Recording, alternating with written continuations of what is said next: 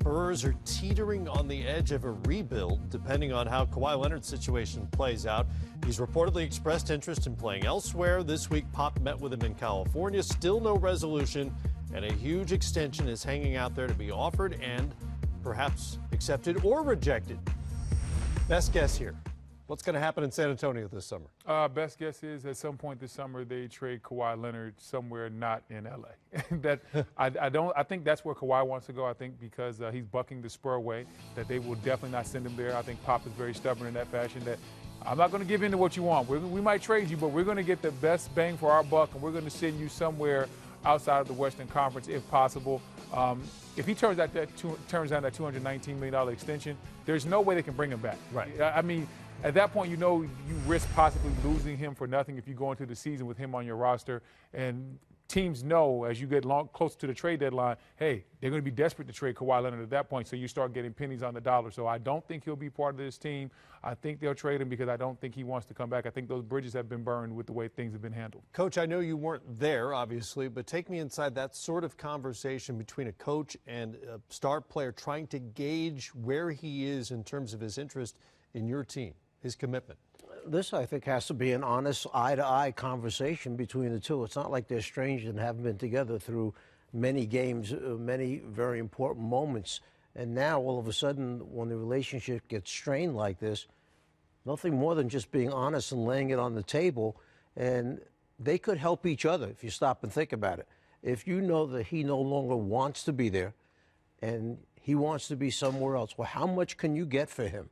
And it's a sad parting of a very terrific player that was developed in the Spurs system. But if it's time to go, get back as much as you can and move on from there. Yeah, there's no question that this is a crossroads summer for the San Antonio Spurs. We all thought that when Tim Duncan walked away, they would have to make this kind of franchise-altering decision. I could have never imagined Kawhi Leonard and the Spurs running afoul of each other. It just doesn't make sense. He seemed like a guy who was tailor-made for that Spurs culture. I will say this. If I'm the Spurs, I am playing the extremely long game with Kawhi. I'm not trading him this summer. I'm making this thing drag out until February and trying to do whatever I can to change his mind and convince him that the nucleus that he needs to be at the center of going forward is DeJounte Murray and some of these other young guys as we build our own powerhouse down here in South Texas. There's no way I'm going to trade him west.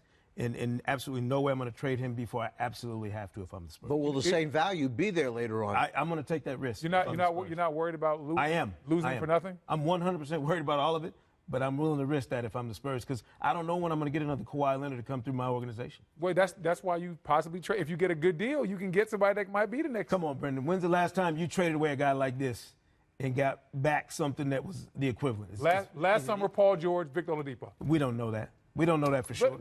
We don't know if that's something that you can. Well, I can tell you one thing. Hold we don't know if that lasts. Victor Oladipo had we don't think it's one going to last? season. We got one season of Victor Oladipo All-Star. I bet you then it's going to last. I believe in Victor Oladipo. Well, I like to eat, so get your money. All right.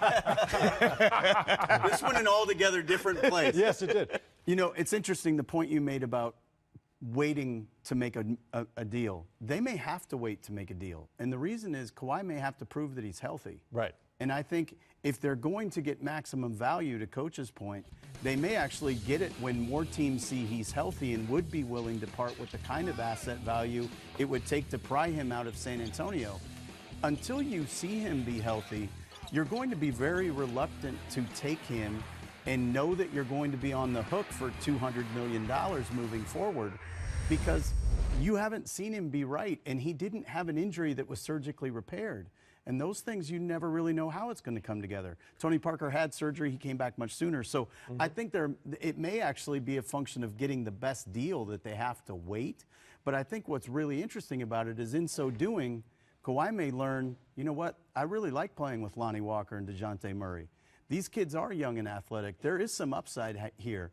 I do have a future. Because he's still really young, Kawhi. Right. He's just 26, I believe. And that's a huge advantage when you've got a kid that's at that level of his prime versus somebody who's more advanced looking for a bigger deal. They actually have a chance to convince him he can grow with these kids. So it'll be fascinating. And in the meantime, the Spurs are faced with a situation where they're offering a $219 million extension to a guy who couldn't play for them last year. How terrifying is that?